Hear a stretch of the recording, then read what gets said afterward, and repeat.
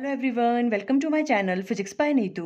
आज हम class 12th का 2025 एंड 26 का सैम्पल क्वेश्चन पेपर डिस्कस करेंगे। इसके एमसीक्यूज आज हम डिस्कस करेंगे। देखो, फर्स्ट एमसीक्यू है, if a charged hollow sphere and a solid sphere of aluminium and copper of equal radii are in electrostatic equilibrium, then which of the following statement is true. क्या given है आपको? एक charged hollow sphere given है और एक solid sphere given है। किस किस के? एल्यूमिनियम एंड कॉपर के, जिनके रेडियस कैसे हैं? दोनों के सेम हैं। तो अब आपको बताना है, और क्या कहा इन्होंने? वो इलेक्ट्रोस्टैटिक इक्विलिब्रियम में है। ठीक है, तो 4 ऑप्शन गिवन है, आपको बतानी है कौन सी स्टेटमेंट ट्रू है। ठीक है, जैसे देखो, फर्स्ट स्टेटमेंट क्या है? Both the sphere are having equal charge, दोनों स्फीयर पे इक्वल चार्ज होंगे। सेकंड वाला है, the hollow sphere will have more charge than the solid sphere at its surface, कि जो हॉलो स्फीयर है उसके सरफेस पे ज़्यादा चार्ज होगा as compare to solid sphere के।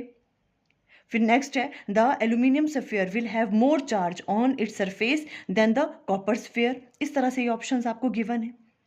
क्लियर? तो देखो, सबसे पहले हमने किस तरह से सॉल्व करना है इसे। देखो, इलेक्ट्रोस्टैटिक इक्विलिब्रियम की बात कर रहा है वो, है ना। तो इलेक्ट्रोस्टैटिक इक्विलिब्रियम का मतलब क्या है?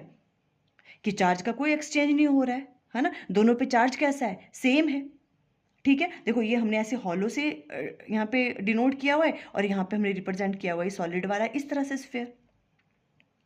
तो इट मीन्स इलेक्ट्रोस्टैटिक इक्विलिब्रियम में है तो दोनों में चार्ज की वैल्यू क्या होगी? सेम होगी, है ना। और क्या कंडीशन होती है? उनका रेडियस सेम होना चाहिए, वो तो आपको गिवन है ना, कि दोनों का रेडियस कैसा है? सेम है। तो कौन सी ऑप्शन करेक्ट लग रही है? Both the sphere are having equal charge, दोनों पे सेम चार्ज होगा।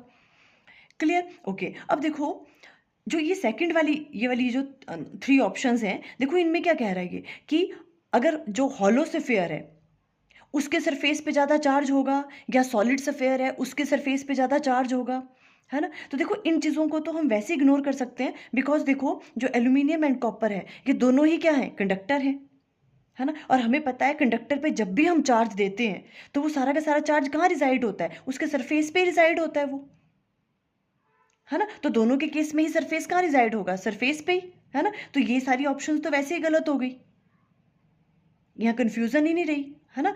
तो हम क्या कह सकते हैं कि ऑप्शन कौन सी यहाँ पे? Option A is correct, both the sphere are having equal charges, दोनों में इक्वल चार्ज होंगे। ठीक, अब देखो जो नेक्स्ट वाला क्वेश्चन है वो क्या था? A coil contains n turns of insulated copper wire of diameter small d and resistivity rho wound on a cylinder of diameter capital D। आपको एक जो है कॉपर की वायर गिवन है, ठीक है, उसकी कितनी है? नंबर ऑफ टर्न्स कितनी है? कैपिटल N है।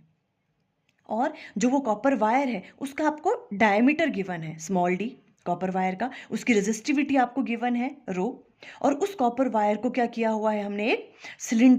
एक सिलेंडर है, जैसे फॉर एग्जांपल इस तरह से कोई सिलेंडर है, इस सिलेंडर के इस तरह से इसको वाउंड किया उस कॉपर वायर को इस सिलेंडर के ऊपर। ठीक है, और ये जो सिलेंडर है इसका डायमीटर भी आपको गिवन है, दैट इज कैपिटल डी। ठीक है, सिलेंडर का डायमीटर क्या है? Capital D. और जो वायर इस पे बाउंड की हुई है उसका डायमीटर कितना गिवन है आपको? Small D. और उसकी आपको वायर की रेजिस्टिविटी भी गिवन है, रो। और कितनी नंबर ऑफ टर्न्स हैं उसकी? Capital N. क्लियर यहां तक? ओके, क्या पूछ रहे हैं? देखो, what is the total resistance between the two ends of A coil of A copper wire. Basically आपको क्या फाइंड आउट करना है? कॉपर वायर की रेजिस्टेंस, जो इसमें वायर बाउंड की हुई है उसकी आपको रेजिस्टेंस की वैल्यू फाइंड आउट करनी है।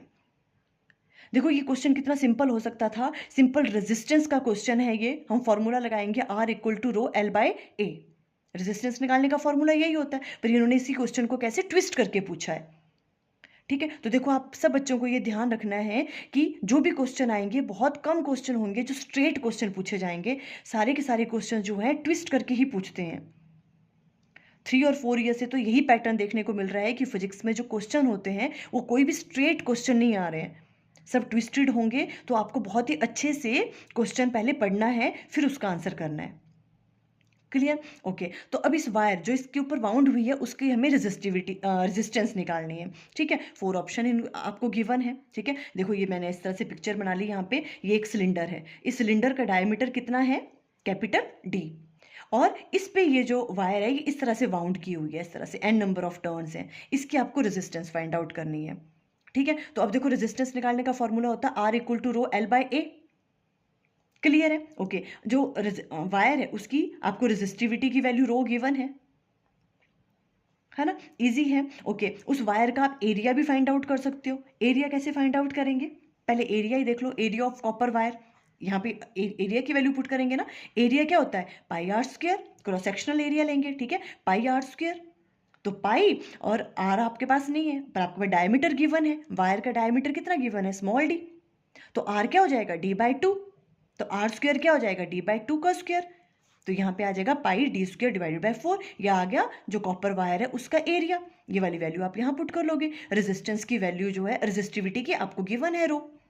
अब प्रॉब्लम कहाँ आ रही है? हमें लेंथ गिवन नहीं है वायर की। बाकी चीजें तो हमने फाइंड आउट कर ली, अब हमें लेंथ फाइंड आउट करनी है इस कॉपर वायर की। देखो वो हम कैसे करेंगे, थोड़ा सा ट्रिकी है वो। किस तरह से? देखो हमने क्या किया, जैसे ये इस तरह से बाउंड की हुई है, इस तरह से, है ना। अगर हम बात करें, अगर 1 टर्न की बात करें हम, यहां से लेके ऐसे यहां तक, ठीक है, अगर हमें उसकी लेंथ निकालनी है, देखो नंबर ऑफ टर्न्स इसकी n है, ठीक है, अगर हमें फर्स्ट वाले की वो निकालनी है, ठीक है। ये तो मैंने यहाँ तक इस तरह से शो कर दिया हुआ है, बल्कि ये सारी की सारी वायर इसी पे बाउंड है, ठीक है। यहाँ से लेके यहाँ से स्टार्ट है, इस तरह से इस पे बाउंड की हुई है, यहाँ पे यहाँ पे फिनिश हो जाएगी।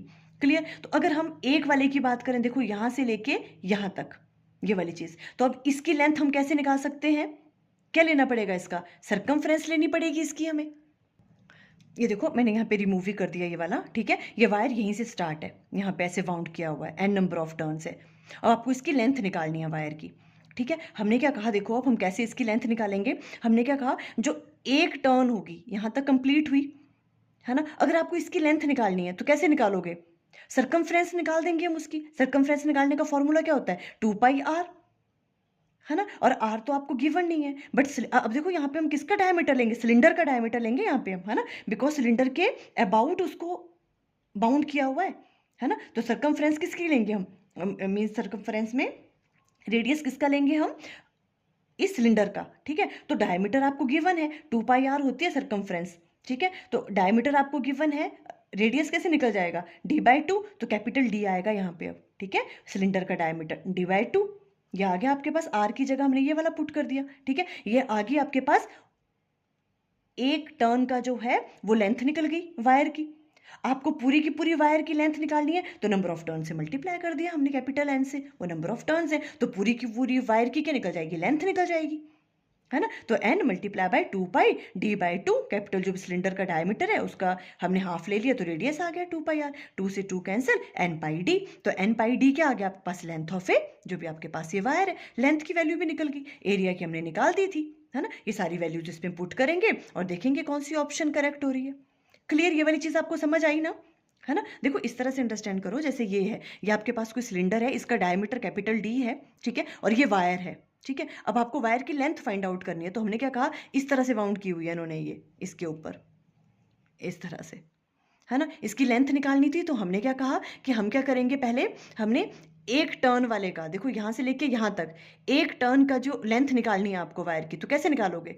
उसकी सरकमफ्रेंस के बराबर होगा, सरकमफ्रेंस ही है ना ये, 2πr, ठीक है। और रेडियस किसका लेंगे अब हम?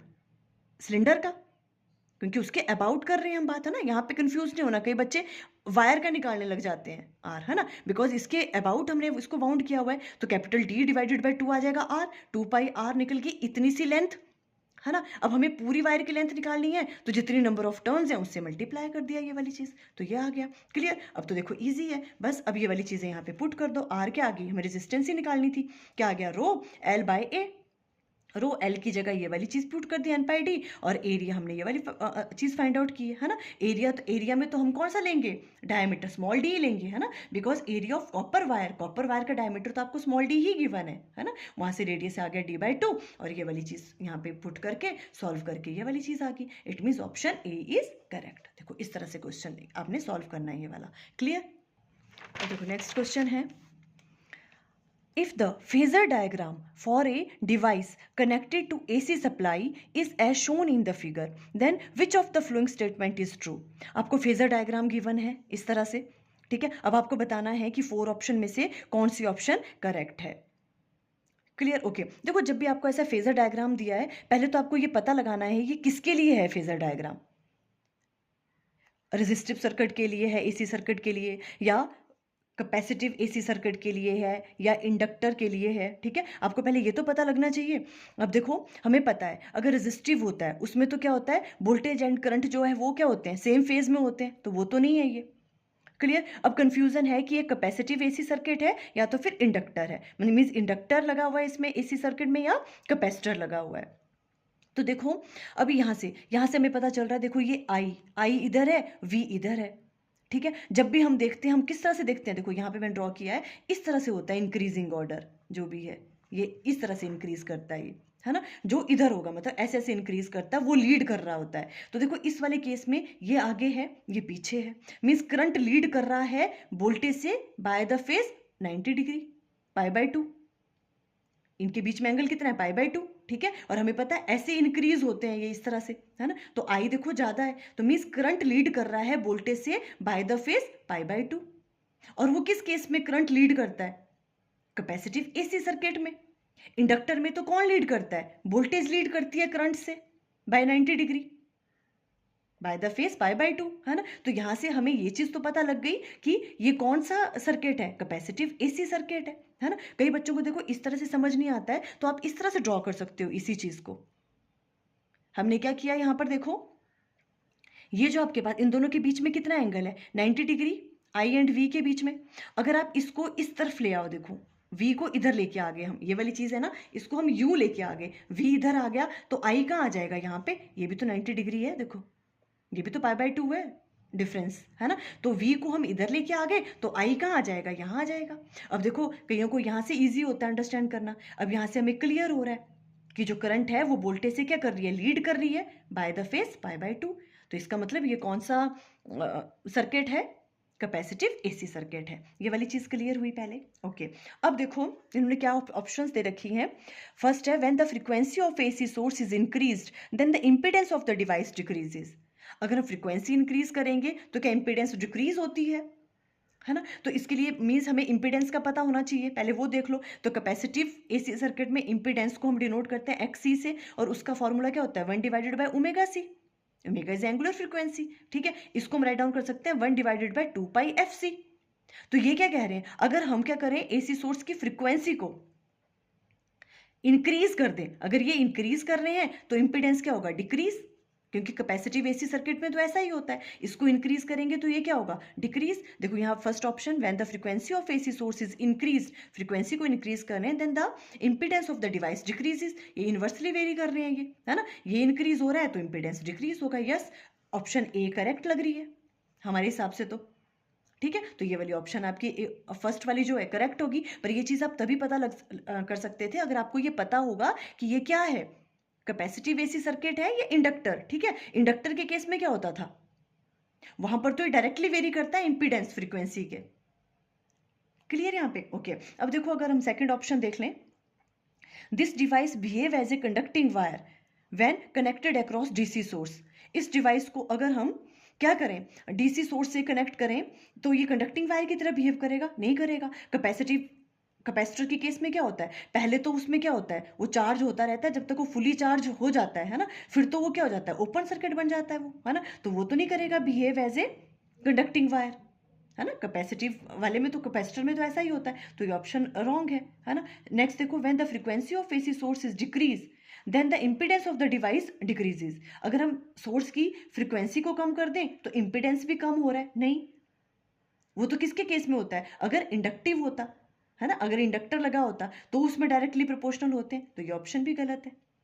This device store energy in the form of magnetic potential energy, ये भी रॉन्ग है। अगर इंडक्टर होता तो ये ऑप्शन करेक्ट होती। तो जो भी एनर्जी सेव होती है वो कैसे होती है, मैग्नेटिक पोटेंशियल एनर्जी की फॉर्म में। क्लियर, तो ऑप्शन ए इज करेक्ट। आपको देखना है कि ये फेजर डायग्राम किस वाले सर्किट के लिए गिवन है, फिर आप इसको इस तरह से आंसर कर लोगे इंपीडेंस का फॉर्मूला लगा के। क्लियर यहां तक। नेक्स्ट देखो, विच of the following statement is true for radio waves and for the gamma raise. ठीक है। Radio waves and gamma rays के बारे में पूछा है आपको, और ये 4 ऑप्शन गिवन है। क्या क्या है ऑप्शन में देखो, the energy of gamma rays is lesser than that of radio wave, the frequency of radio wave is higher than that of gamma rays. Frequency और किसकी बात कर रहे हैं, एनर्जी की बात कर रहे हैं ये, कि गामा रेज की ज़्यादा होंगी या रेडियो वेव्स की ज़्यादा होंगी। यही इस टाइप की ऑप्शंस हैं, ठीक है। ऐसा जब भी क्वेश्चन आता है आपको ये चीज़ याद रखनी है। यहाँ पे देखो, जब हमने ये वाला जो टॉपिक करवाया था, है ना, वो वीडियो मैंने बनाया हुआ है, हमने बहुत डिटेल में अंडरस्टैंड की थी ये वाली चीज़ें, विद हम पूरी पूरी वैल्यूज़ पुट करके हमने देखा था, है ना, कि क्या क्या वैल्यूज़ होती हैं लैम्डा की, गामा रेज के लिए, रेडियो वेव्स के लिए, है ना। ओके, तो देखो आपने अभी तो इस क्वेश्चन के लिए आपको सिंपल ये पैटर्न थोड़ा सा याद रखना है। गामा रेज यहाँ पे होती हैं और यहाँ होती है रेडियो वेव्स, बीच वाले मैंने राइट डाउन किए, ठीक है। गामा रेज है और ये रेडियो वेव्स है। तो आपको हमेशा याद रखना है, ऊपर से नीचे जब हम आते हैं तो वेवलेंथ की वैल्यू इंक्रीज होती है, ठीक है। नीचे ऊपर से नीचे आएंगे तो वेवलेंथ की वैल्यू इंक्रीज होगी, मींस गामा रेज की वेवलेंथ कम होगी और रेडियो वेव्स की बहुत ज़्यादा होगी, ठीक है। वैसे ही अगर हम किसकी बात करें, एनर्जी एंड फ्रिक्वेंसी की, ठीक है, तो एनर्जी इस तरह से इंक्रीज करती है रेडियो वेव से गामा रेज की तरफ, मींस गामा रेज की एनर्जी और फ्रिक्वेंसी भी ऊपर को इंक्रीज करती है, ठीक है। तो गामा रेज की जो है एनर्जी एंड फ्रीक्वेंसी ज़्यादा होगी as compare to radio waves. और अगर हम वेवलेंथ की बात करें तो वेवलेंथ गामा रेज की क्या होंगी, कम होगी as compare to radio waves की ज़्यादा होंगी, क्योंकि ऐसे इंक्रीज कर रही है वेवलेंथ, ऐसे इंक्रीज करती है और एनर्जी एंड फ्रीक्वेंसी इस तरफ को इंक्रीज करती है। बस ये वाली बात आपको याद रखनी है, ठीक है। अब आपको आंसर देना ईजी है हमारे अकॉर्डिंग। क्या हो रहा है यहाँ पे देखो, जो भी आपके पास गामा रेज है, गामा रेज की वेवलेंथ कैसी है, कम है, किससे, रेडियो वेव से। और अगर हम एनर्जी एंड फ्रीक्वेंसी की बात करें तो energy and frequency gamma rays की ज़्यादा होगी रेडियो वेव से, क्योंकि ऊपर को इंक्रीज कर रही है। तो देखो, the energy of gamma rays is lesser than that of radio waves. तो देखो ये ऑप्शन तो करेक्ट नहीं है ना, बिकॉज ये क्या कह रहा है, गामा रेज की जो एनर्जी है वो कम है किससे, रेडियो वेव से। तो गामा रेज की एनर्जी तो क्या है, कम नहीं है, ज़्यादा है रेडियो वेव से, है ना। एनर्जी इस तरफ को इंक्रीज होती है, तो ये रॉन्ग हो गया। The frequency of radio wave is higher than that of gamma rays. जो फ्रीक्वेंसी है रेडियो वेव की, ये कह रहा है वो ज़्यादा है, इसकी फ्रीक्वेंसी ज़्यादा है इससे, नहीं, फ्रीक्वेंसी तो ऊपर को इंक्रीज करती है, तो गामा रेज की फ्रीक्वेंसी ज़्यादा है रेडियो वेव से। ये ऑप्शन भी गलत होगी। C option, the radio waves and the gamma rays have the same energy, same energy तो नहीं है इनकी, है ना, ये भी गलत हो गया। लास्ट ऑप्शन है, the energy of radio wave, radio wave की जो एनर्जी है, ठीक है, is less than that of gamma raise, gamma rays से कम होती है रेडियो वेव्स की एनर्जी, हाँ, बिकॉज एनर्जी ऊपर को इंक्रीज करती है, तो गामा रेज की एनर्जी ज़्यादा है और रेडियो वेव्स की कम है। यही बोल रहा है, the energy of radio wave is less than that of gamma raise, means option D is correct. इस तरह से क्वेश्चन सॉल्व करोगे आप, क्लियर। अब देखो नेक्स्ट क्वेश्चन है, the light from A monochromatic source is incident on a single slit and the resulting diffraction pattern is viewed on a screen। ये ऐसे diffraction pattern आपको given है। The graph shows the variation of intensity with the distance on the screen। intensity and screen से कितना distance है उसके बीच में ये ग्राफ है, इस तरह से बन रहा है ये, ठीक है। अब क्या पूछ रहे हैं ये, the width of slit is increased। अगर आप विड्थ है स्लिट की उसको इंक्रीज कर दो, keeping the intensity of source same, which of the flowing graph is correct. तो बताओ कौन सा ग्राफ बनेगा फिर, अगर हम क्या कर दें, जो भी विड्थ है स्लिट की उसको इंक्रीज कर दें। देखो इस तरह से होती थी ना ये वाली, इस विड्थ को हम लेते हैं ए से, स्मॉल ए से डिनोट किया हुआ है ना, हो सकता है बुक में कोई कुछ और तरीके से डिनोट किया हो, अभी हम ए से ले रहे हैं इसकी विड्थ, ठीक है। और ये जो विड्थ है इसको अगर आप इंक्रीज कर दोगे तो ये कह रहे हैं इस पर क्या फ़र्क पड़ेगा। देखो इस तरह से होती है आपके पास ये वाली विड्थ इसकी, यहाँ पे ये देखो आपके पास स्क्रीन है, इस तरह से ये होता था आपके पास क्या, सेंट्रल मैक्सिमा इस तरह से बनता है, ठीक है। यही आपके पास ग्राफ गिवन है यहाँ पे, क्लियर है। अब ये क्या कह रहे हैं, अगर हम इसकी विड्थ को इंक्रीज कर दें, इसको इंक्रीज कर दें तो फिर ग्राफ कैसा बनेगा। देखो ये 4 ऑप्शन आपको गिवन है, क्लियर। ये जो डॉटेड वाला ग्राफ बना हुआ है ना, ये ओरिजिनल वाला ग्राफ है, ये इसको रिप्रेजेंट कर रहा है डॉटेड वाला, ठीक है। ये जो डॉटेड वाला है ये देखो फिक्स है ना, ये वाला है, ये पहले था ग्राफ। पर जब आप क्या करोगे, इस विड्थ को इंक्रीज कर दोगे, ठीक है, फिर आपको बताना है कि ग्राफ कैसा बनेगा, ठीक है। ये जो सॉलिड लाइन है, देखो इस वाले में बोल रहा है ये कि इसकी विड्थ क्या हो गई है, कम हो गई है, और इस वाले में क्या है, देखो विड्थ क्या हो गई, ज़्यादा हो गई। यहाँ भी विड्थ ज़्यादा है और यहाँ पे विड्थ कम है, देखो डॉटेड लाइन ये है और इसकी विड्थ कम है। ठीक है, अब देखो ऐसे वाले क्वेश्चंस में आपको सबसे पहले तो फॉर्मूला पता होना चाहिए, है ना, कि हमें पहले देखना है कि जो विड्थ है, अगर हम जो ए की वैल्यू है, मीन्स अगर हम क्या करें, जो विड्थ ऑफ स्लिट है, जो स्लिट की विड्थ है, अगर इसको आप इंक्रीज करते हो, ठीक है, तो जो आपके पास विड्थ ऑफ सेंट्रल मैक्सिमा है, विड्थ ऑफ सेंट्रल मैक्सिमा हुआ ना ये वाला, है ना, ये कैसे वेरी करता है विड्थ ऑफ स्लिट से। अगर हम स्लिट की विड्थ को क्या कर दें, इंक्रीज कर दें, है ना, तो हमें देखना है कि जो सेंट्रल मैक्सिमा है इसकी विड्थ पे क्या फर्क पड़ता है। तो इसके लिए आपको पहले फॉर्मूला पता होना चाहिए। ठीक है, जो आपके पास ये वाला विड्थ ऑफ सेंट्रल मैक्सिमा है, इसको W से अगर डिनोट कर रहे हैं इस वाली विड्थ को, ठीक है, इस वाली विड्थ को W से डिनोट कर रहे हैं, ठीक है, इसका फॉर्मूला किसके बराबर होता है, 2D lambda divided by A। D क्या है, इसका स्लिट का यहां से स्क्रीन का डिस्टेंस। ठीक है, अब देखो ये वाला फॉर्मूला है। अब यहां से पता चल रहा है A क्या है आपके पास, जो विड्थ ऑफ स्लिट है, ये तो इनवर्सली वेरी कर रही है इस वाली विड्थ से। इट मीन्स अगर हम इस विड्थ को इंक्रीज करते हैं, है ना, तो ये विड्थ कैसी हो जाएगी, कम हो जाएगी। देखो इसको इंक्रीज करेंगे तो ये वाली विड्थ कम हो जाएगी, मीन्स ये वाली चीज कैसी हो जाएगी, कम हो जाएगी, है ना। तो एक चीज तो हमें पता लग गई कि क्या होगा। देखो ये डॉटेड वाला है फिक्स वाला आपके पास, है ना, तो हमें देखना है कौन सा ग्राफ करेक्ट है। मींस जो आपके पास सॉलिड लाइन वाला ग्राफ है उसकी विड्थ कैसी होनी चाहिए, कम होनी चाहिए, सेंट्रल मैक्सिमम की वैल्यू क्या होनी चाहिए, कम। क्यों, बिकॉज हमें पता है ये जो आपके पास विड्थ है, ये वाली जो सेंट्रल मैक्सिमा की है, ये इनवर्सली वेरी करती है विड्थ ऑफ स्लिट के। और ये कह रहे हैं अगर विड्थ ऑफ स्लिट की वैल्यू को हम इंक्रीज कर दें, है ना, इसको अगर इंक्रीज कर दें ए को, तो विड्थ ऑफ सेंट्रल मैक्सिमम क्या हो जाएगी, कम हो जाएगी, मींस ये वाली वैल्यू कम हो जाएगी, है ना। तो देखो इस वाले केस में कम है ना, ये था इसका ओरिजिनल वाला, ये देखो इसकी विड्थ कम होगी यहाँ पे। तो इट मीन्स या तो ये करेक्ट हो सकता है या तो फिर ये वाला करेक्ट हो सकता है। देखो इसमें भी ये डॉटेड लाइन वाला था ओरिजिनल वाला, है ना, और ये वाली विड्थ देखो कम होगी इसकी, और ये दोनों तो करेक्ट होंगे ही नहीं, बिकॉज ये देखो ये था आपके पास जो ओरिजिनल वाला है, और ये बाद में इनकी विड्थ इंक्रीज होगी, विड्थ तो इंक्रीज नहीं होगी सेंट्रल मैक्सिमा की, वो तो कैसी होगी, कम होगी। अगर ये चीज बढ़ती है तो जो सेंट्रल मैक्सिमम की विड्थ है वो क्या होगी, कम होगी। इट मीन्स या तो ये ऑप्शन करेक्ट है या तो ये दोनों तो गलत हो गई। क्लियर। अब हम इंटेंसिटी की बात करते हैं। ठीक है, जो आपके पास सोर्स है उसकी इंटेंसिटी तो सेम है, मीन्स जो भी आप बल्ब यूज कर रहे हो, कोई भी सोर्स यूज कर रहे हो, उसकी इंटेंसिटी तो सेम है। ठीक है, बट अब देखो यहाँ पे इंटेंसिटी इंक्रीज होगी या डिक्रीज, यहाँ पे तो सेम रही है, यहाँ पे इंक्रीज हुई है। देखो हमें पता है जो इंटेंसिटी है वो डायरेक्टली प्रोपोर्शनल होती है एम्पलीट्यूड के स्क्वायर के बराबर। क्लियर। और जो एम्पलीट्यूड है वो डायरेक्टली प्रोपोर्शनल होता है इस विड्थ के, विड्थ ऑफ स्लिट के। ये वाली बात याद रखनी है। देखो जो विड्थ ऑफ स्लिट है ये डायरेक्टली प्रोपोर्शनल है एम्पलीट्यूड के। अगर ये बढ़ रही है तो एम्पलीट्यूड भी बढ़ेगा, अगर एम्पलीट्यूड बढ़ रहा है तो इंटेंसिटी के वो डायरेक्टली प्रोपोर्शनल है, तो इंटेंसिटी भी इंक्रीज होगी। इट मीन्स अगर हम ए बढ़ा रहे हैं तो इंटेंसिटी की वैल्यू भी क्या होगी, ज्यादा। तो इट मीन्स ये वाला ऑप्शन करेक्ट है। देखो इसमें इंटेंसिटी की वैल्यू क्या हो गई है, ज्यादा, इसमें सेम है, इसमें ज्यादा है। It means option D is correct, ये वाला ऑप्शन करेक्ट होगा। क्लियर। ऐसे क्वेश्चन आएंगे तो आप इस तरह से सॉल्व करोगे। क्लियर। ओके, नेक्स्ट देखते हैं। Which of the following transition corresponds to the emission of the radiation of the maximum wavelength. आपको इस तरह से ये वाला एग्जाम में गिवन है, ये इस तरह की ट्रांजिशंस हो रही हैं। ठीक है, ये क्या कह रहे हैं, which of the following transition correspond to the emission, जो भी एमिशन हो रही है रेडिएशन की, हमें वो बतानी है जो मैक्सिमम वेवलेंथ होगी, जो भी एमिट हो रही हैं आपके पास जो वेवलेंथ है उसकी। देखो हमें क्या देखना है, जो भी रेडिएशंस एमिट हो रही हैं, ठीक है, उसकी मैक्सिमम वेवलेंथ किसकी होगी इन सब में से। क्लियर। तो देखो ये मैंने आपको पहले भी अंडरस्टैंड करवाई थी ये वाली चीज, आपको कैसे याद रखना है। देखो जो भी आपके पास लॉन्गेस्ट वेवलेंथ अगर है, लॉन्गेस्ट वेवलेंथ के लिए स्मॉलेस्ट ट्रांजिशन होती है।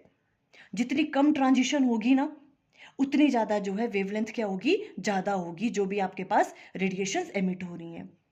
अगर आपके पास जो है शॉर्टेस्ट वेवलेंथ की रेडिएशन आपको चाहिए तो उसके लिए क्या होता है, लॉन्गेस्ट ट्रांजिशन। जितनी ज़्यादा ट्रांजिशन लॉन्ग होगी, ठीक है, उतनी जो वेवलेंथ है वो क्या होगी, कम होगी। अब क्वेश्चन में क्या पूछ रहे हैं, हमें कैसी चाहिए, मैक्सिमम वेवलेंथ।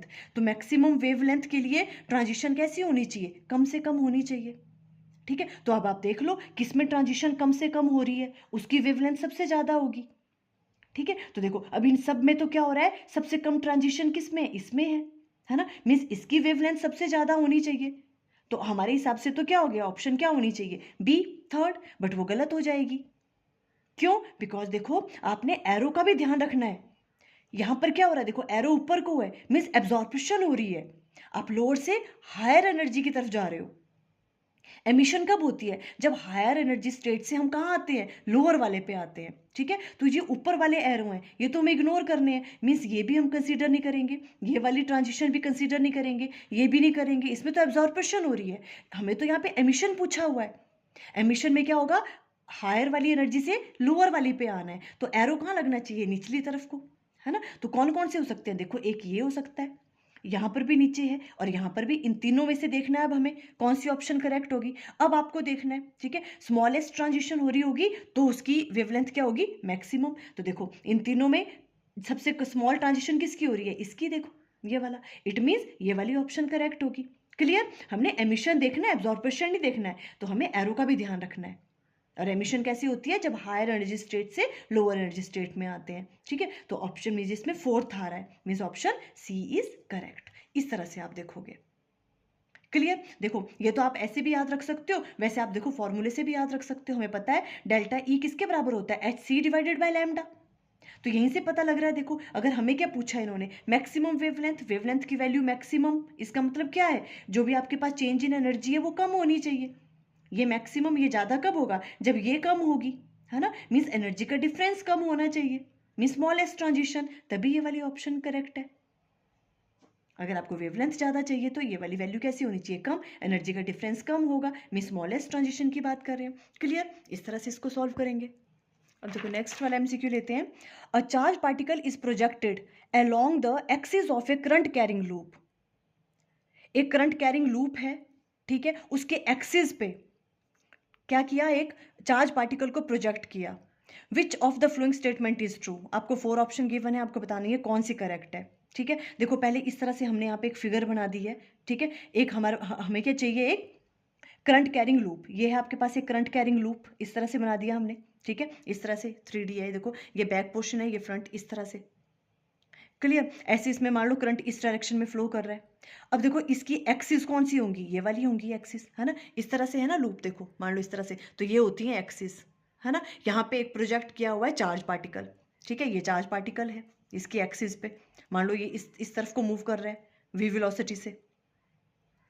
क्लियर है, ओके। तो अब क्या होगा, देखो जो भी करंट कैरिंग लूप है ये क्या करेगा, मैग्नेटिक फील्ड प्रोड्यूस करेगा अपने अराउंड। Clear, okay. अब देखो जो ये मैग्नेटिक फील्ड के अंदर एंटर कर रहा है आपके पास चार्ज पार्टिकल, तो उस पर क्या लगती है, फोर्स लगती है। जब भी कोई चार्ज पार्टिकल मैग्नेटिक फील्ड में एंटर करता है तो उस पर फोर्स लगती है, क्या, F equal to Q V B sine theta, where theta is the angle between V and B। ठीक है, V तो देखो इस तरफ को मूव कर रहा है वो एक्सिस के अलोंग। अब देखो अगर करंट ऐसे इसमें फ्लो कर रहा है तो इसकी वजह से मैग्नेटिक फील्ड प्रोड्यूस होगी, उसकी डायरेक्शन क्या होगी, देखो देखो हम जब भी लूप में देखते हैं मैग्नेटिक फील्ड की डायरेक्शन, तो हम इस तरह से यूज कर सकते हैं, राइट हैंड के जो फिंगर्स हैं उसको हम कर्ल करते हैं करंट के डायरेक्शन में। करंट कैसे हो रहा है, देखो इस तरह से फ्लो कर रहा है करंट, ऐसे करके, देखो ऐसे करा ना, ऐसे फ्लो कर रहा है करंट ऐसे करके, तो अपनी फिंगर्स को हम कर्ल करेंगे करंट की डायरेक्शन में, इस तरह से। थंब बताता है मैग्नेटिक फील्ड की डायरेक्शन, तो थंब कहाँ पॉइंट कर रहा है, देखो इस तरफ को, तो मैग्नेटिक फील्ड की डायरेक्शन इस तरफ को है। और वी भी इसी डायरेक्शन में, जो चार्ज पार्टिकल है, वी और बी के बीच में एंगल कितना हो रहा है, 0। तो यहाँ पर क्या आ जाएगा, साइन 0। साइन 0 क्या होता है, 0, मीन्स कोई फोर्स नहीं लग रही है, एफ इक्वल टू एफ की वैल्यू क्या आ जाएगी, 0। ठीक है, और यही वाला केस देखो, अगर करंट की, आप ऐसे भी कह सकते हो कि अगर हम करंट की डायरेक्शन अपोजिट ले लें, मान लो करंट ऐसे ना फ्लो करके उस तरफ को फ्लो कर रहा है, मीन्स इस डायरेक्शन की तरफ को फ्लो कर रहा है उस तरफ को, है ना, तो कैसे करेंगे हम, देखो अगर उस तरफ को करंट फ्लो कर रहा है ऐसे करके, उस तरफ को फ्लो कर रहा है, तो भी हम अपनी राइट हैंड की फिंगर्स को रखेंगे करंट के डायरेक्शन में। करंट ऐसे फ्लो कर रहा है ऐसे करके, तो इस तरफ को कर रहा है ना करंट फ्लो, उस तरफ को, तो ये थंब बताता है मैग्नेटिक फील्ड की डायरेक्शन, तो मैग्नेटिक फील्ड इस डायरेक्शन में लगेगी, मींस उस केस में बी इस तरफ को लग रहा है, वी इस तरफ को, दोनों के बीच में एंगल कितना बन रहा है, 180 डिग्री। तो देखो या तो एंगल 0 होगा या फिर 180 होगा। अगर करंट ऐसे फ्लो कर रहा है इस तरह से, है ना, तो बी इस तरफ को लग रहा है, वी भी इसी तरफ को है चार्ज पार्टिकल, तो एंगल 0 हो गया। अगर करंट उस तरफ को फ्लो कर रहा है तो ऐसे रखेंगे, बी इस तरफ को लग रहा है, वी इस तरफ को, तो 180 डिग्री का। दोनों ही केस में साइन की वैल्यू क्या होती है, 0। तो फोर्स कितनी लग रही है उस पर? 0 लग रही है चार्ज पार्टिकल पे। तो एम ए किसके बराबर हो गया? 0। मास तो 0 नहीं हो सकता, इट मीन्स एक्सेलरेशन 0 है। और एक्सेलरेशन को हम राइट डाउन करते हैं rate of change of velocity dv divided by dt, उसकी वैल्यू 0 है ना। और किसका डेरिवेटिव 0 होता है? कांस्टेंट टर्म का। इट मीन्स v की वैल्यू क्या है इस केस में? कांस्टेंट है।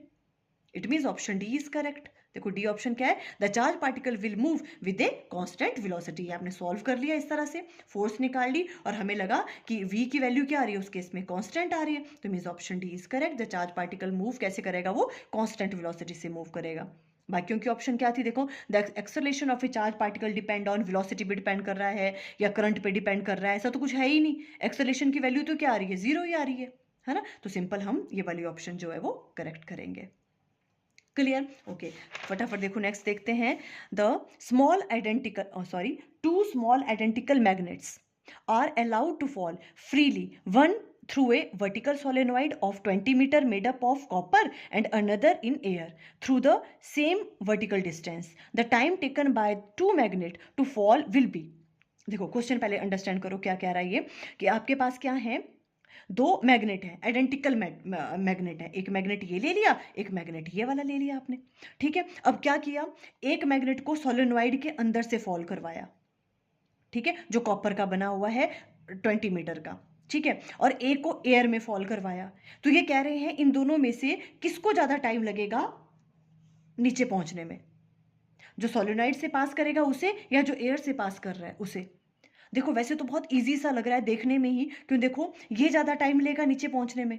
क्यों? देखो जैसे ही ये मैग्नेट इसमें से पास करेगा सोलेनॉइड से, तो क्या होगा? देखो ये मैग्नेट है, मैग्नेट के अराउंड क्या होती है? मैग्नेटिक फील्ड लाइंस, ठीक है। तो जैसे ही ये वाला मैग्नेट जो है इस सोलेनॉइड के अंदर एंटर करेगा, तो क्या होगा? जो मैग्नेटिक फील्ड लाइंस हैं वो इस कॉइल के साथ भी क्या करेंगी? लिंक करेंगी। तो मैग्नेटिक फ्लक्स जो इसके साथ लिंक हो रहा है वो चेंज होगा, बिकॉज इंक्रीज होती जाएंगी। वो देखो इस तरह से आ रही है वो मैग्नेटिक फील्ड लाइंस, है ना, वो इंक्रीज हो रही है यहाँ पे। उसकी वजह से क्या हो जाएगी? इस कॉइल में, इस सोलेनॉइड में क्या हो जाएगा? ईएमएफ इंड्यूस्ड हो जाएगी, चेंज इन मैग्नेटिक फ्लक्स की वजह से उसमें इंड्यूस्ड ईएमएफ हो जाएगी। और हमें पता है बाय लेंज लॉ क्या होता है कि जो इंड्यूस्ड ईएमएफ है उसकी डायरेक्शन कैसी होती है? अपोजिट होती है, जिसकी वजह से वो इंड्यूस्ड हुई है, मैग्नेट की वजह से हुई है ना। तो उसे वो अपोज करती हैं। तो क्या हो जाएगा? देखो जो भी यहाँ पे इंड्यूस्ड ईएमएफ है वो इसके मोशन को क्या करेगा? अपोज करेगा मैग्नेट के मोशन को, ड्यू टू जो भी इसमें इसके अंदर क्या प्रोड्यूस होगी? Induced EMF. उसकी वजह से जो भी मैग्नेट का जो मोशन है वो क्या होगा? कम हो जाएगा, उसे रिस्ट्रिक्ट करेगा वो, ठीक है। तो ये ज़्यादा टाइम लगाएगा नीचे पहुंचने में, और यहाँ तो ऐसी कोई प्रॉब्लम नहीं है, ये जल्दी आ जाएगा। ये ज़्यादा टाइम लगाएगा, तो कौन सा होगा? देखो, more for the magnet falling through the solenoid. जो सोलेनॉइड से पास करेगा वो क्या लेगा? ज़्यादा टाइम लेगा। Means option C is correct, ठीक है। देखो यहाँ पे एक्सप्लेनेशन भी मैं लिख दी है। Option C is correct because EMF will be induced in the solenoid due to motion of a magnet. Motion of a magnet की वजह से सोलेनॉइड में इंड्यूस्ड ईएमएफ हो जाएगी, है ना। As per Lenz's law induced EMF will oppose the motion of a magnet, है ना। जो आपके पास इंड्यूस्ड ईएमएफ है वो क्या करेगी? उस मोशन को क्या करेगी? अपोज करेगी। क्लियर है ना। तो मीन्स ये वाली ऑप्शन करेक्ट है, सी वाली ऑप्शन करेक्ट है, इसको ज़्यादा टाइम लगेगा नीचे रीच करने में। अब देखो नेक्स्ट क्वेश्चन देखते हैं। The EMF generated by an AC generator is given by V equal to V naught sine omega T, where omega is angular frequency of armature of the generator. What will be the EMF if the angular frequency is doubled? 4 option आपको given है। देखो आपको क्या given क्या है? आपको देखो जो आपके पास ईएमएफ की वैल्यू है, ठीक है, वो आपको गिवन है V equal to V naught sine omega T. अब ये कह रहे हैं अगर हम एंगुलर फ्रीक्वेंसी की वैल्यू को डबल कर दें, मीन्स ओमेगा की वैल्यू को डबल कर दें, ठीक है, तो जो भी आपके पास ईएमएफ है उसकी वैल्यू पे क्या फर्क पड़ेगा? देखो वैसे तो बहुत सिंपल सा दिख रहा है क्वेश्चन, अगर इसकी वैल्यू को हम डबल कर दें मीन्स ओमेगा की जगह 2 ओमेगा आ जाएगा, है ना। तो आंसर क्या आना चाहिए? वैसे अगर हम सोचें तो क्या आना चाहिए? ये वाला V equal to V naught sine 2 omega T. But अगर हम इसको टिक करते हैं तो ये आंसर गलत हो जाएगा, ठीक है, बिकॉज इतना ईजी क्वेश्चन तो पूछ ही नहीं सकते हैं, है ना। आपको हमेशा याद रखना है कि क्वेश्चन तो उन्होंने कुछ ना कुछ ट्विस्ट किया हुआ है, ठीक है, तो ये आंसर गलत हो जाएगा। देखो कैसे करेंगे इसको सॉल्व हम, हमें पता है V equal to V naught sine omega T, ये वाली चीज़ आपको गिवन है, क्लियर। अगर देखो ओमेगा की वैल्यू को डबल कर दें, देखो जब ओमेगा की जगह 2 ओमेगा आ जाएगा तो हम राइट डाउन कर सकते हैं v इक्वल टू, ये वाली चीज़ देखो, v equal to V naught sine 2 omega T. ठीक है, ये चीज़ तो समझ आ रही है। बट देखो यहाँ पे वी नॉट भी चेंज होगा। कैसे, हमें पता है देखो वी नॉट की वैल्यू किसके बराबर होती है, एन ए बी ओमेगा। जो वी नॉट है ना वो भी ओमेगा पे डिपेंड करता है। अगर ओमेगा की वैल्यू डबल होगी तो इसकी वैल्यू भी तो डबल होगी, ये भी डायरेक्टली प्रोपोर्शनल है। अगर ये 2 ओमेगा हुआ तो ये भी 2 वी नॉट हो जाएगा। देखो ये वाली चीज़ हमने की भी है जब हमने क्लास में किया था, जब ये वाली वीडियो बनाए थे। देखो यहाँ पर था, देखो आपको विजिबल है, देखो ये वाला जब हमने ये किया था, EMF induced due to charge in orientation. ठीक है, due to change in EMF induced due to change in orientation. जब हमने ओरिएंटेशन चेंज की थी उसकी वजह से जो ईएमएफ इंड्यूस्ड होती है, देखो उसमें हमने ये वाली चीज़ की थी यहाँ पे, है ना। ई की वैल्यू किसके बराबर होती है, देखो जो N B A omega sine omega T. ठीक है, और इसकी मैक्सिमम वैल्यू कब होती थी, जब ये वाली वैल्यू 1 हो जाएगी। ये वाली वैल्यू 1 होने का मतलब क्या है, ये ई नॉट हो गया मैक्सिमम वैल्यू। तो ई नॉट की वैल्यू किसके बराबर होती है, देखो N B A omega, E naught या आप कह सकते हो वी नॉट, इसकी वैल्यू भी तो ओमेगा पे डिपेंड कर रही है। अगर ओमेगा डबल होगा तो ये भी डबल होगा, 2 ई नॉट होगा ये भी, है ना। उसी तरह से हम यहाँ पे कह रहे हैं वी नॉट की वैल्यू किसके बराबर होगी, अगर ये डबल होगा तो ये भी 2 वी नॉट होगा।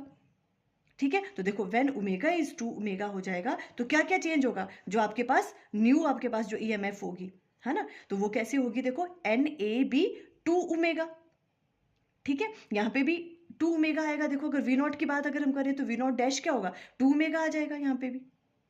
तो इसको हम राइट डाउन कर सकते हैं 2 एन ए बी ओमेगा। ये क्या आपके पास वी नॉट, तो 2 टाइम्स ऑफ वी नॉट होगा। बस सिंपल इतनी सी चीज़ थी। ठीक है, तो न्यू ईएमएफ क्या होगी अब आपको, अगर हम ओमेगा की वैल्यू को यहाँ पे डबल कर दें तो क्या होगी जो न्यू ईएमएफ है, वी नॉट की वैल्यू भी 2 वी नॉट हो जाएगी। ये वाली चीज़ समझ आई, मैंने यही यहाँ पे अंडरस्टैंड करवाया। ये तो ईजी है, ये तो पता ही है, ओमेगा की जगह 2 ओमेगा होगा तो साइन 2 ओमेगा टी आएगा यहाँ पे, है ना। पर साथ में क्या चीज़ थी यहाँ पे जो भी टेंशन वाली थी, वो थी वी नॉट की वैल्यू भी क्या हो जाएगी, 2 वी नॉट हो जाएगी। बिकॉज वी नॉट की वैल्यू जो है वो डिपेंड करती है ओमेगा पे। अगर ये 2 ओमेगा होगा तो ये भी 2 वी नॉट हो जाएगा। तो v इक्वल टू क्या आ जाएगा आपके पास, 2 V naught sine 2 omega T. It means option C is correct.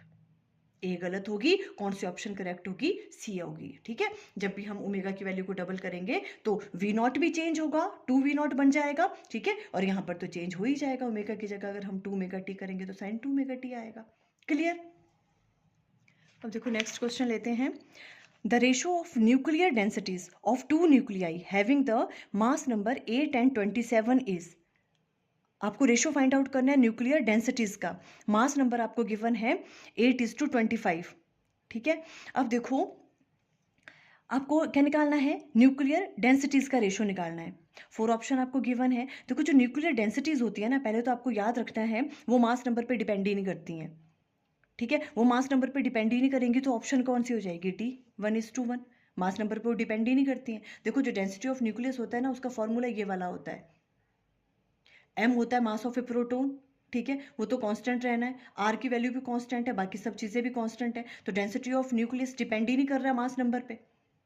ठीक है, तो इसलिए जो ρ1 और ρ2 है इसका जो रेशियो वो किसके बराबर आएगा, 1:1 के बराबर आएगा। बिकॉज वो मास नंबर पे क्या नहीं कर रहा है, डिपेंड ही नहीं कर रहा है। क्लियर।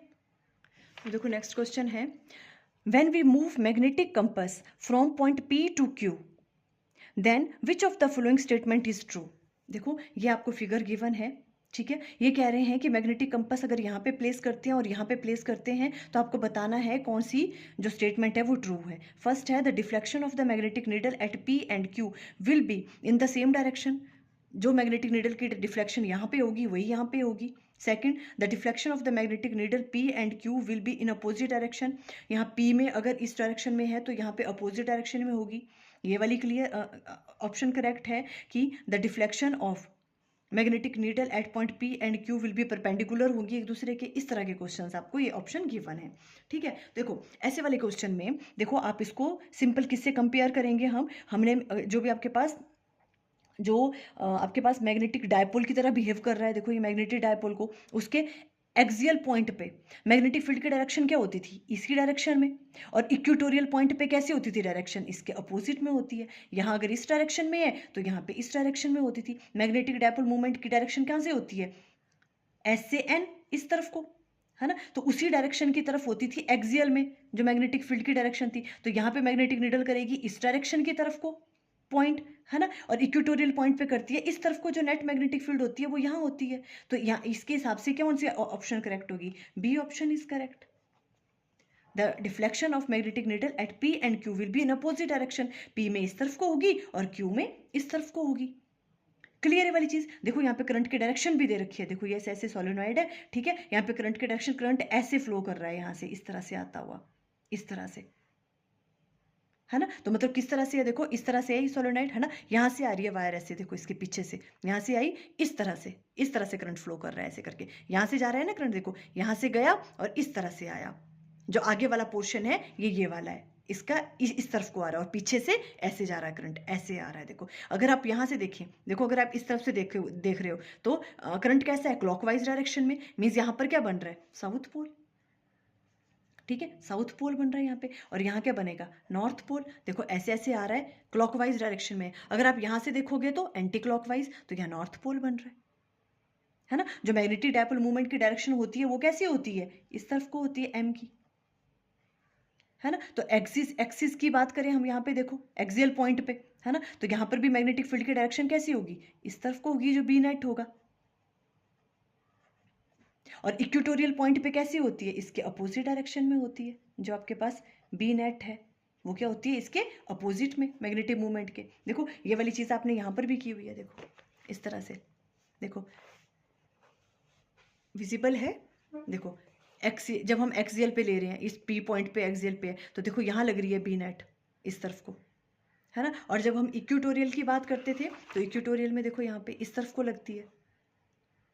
तो जब आप क्या करोगे, देखो मैग्नेटिक नीडल को यहाँ प्लेस करोगे तो वो इस तरफ को डिफ्लेक्शन देगी, और इक्वेटोरियल पॉइंट पी पे जब लोगे तो इस तरफ को करेगी, तो दोनों में क्या होगी, अपोजिट डायरेक्शन में होगा, है ना। तो ऑप्शन बी करेक्ट है, the deflection of magnetic needle at P and Q will be in opposite direction में होगा, है ना। ये देखो मैग्नेटिक फील्ड की डायरेक्शन आप ऐसे भी देख सकते हो, किस तरह से, देखो ये हमने किस तरह से कहा, देखो ऐसे आ रहा है ना करंट, ऐसे करके आ रहा है इस तरह से, तो राइट हैंड के थंब को प्लेस करो, देखो फिंगर्स आती है करंट के डायरेक्शन में, थंब बताता है मैग्नेटिक फील्ड की डायरेक्शन, तो किधर को जा रही है मैग्नेटिक फील्ड, देखो इधर को, साउथ में, ईस्ट में, ये साउथ है, इधर क्या है, नॉर्थ है।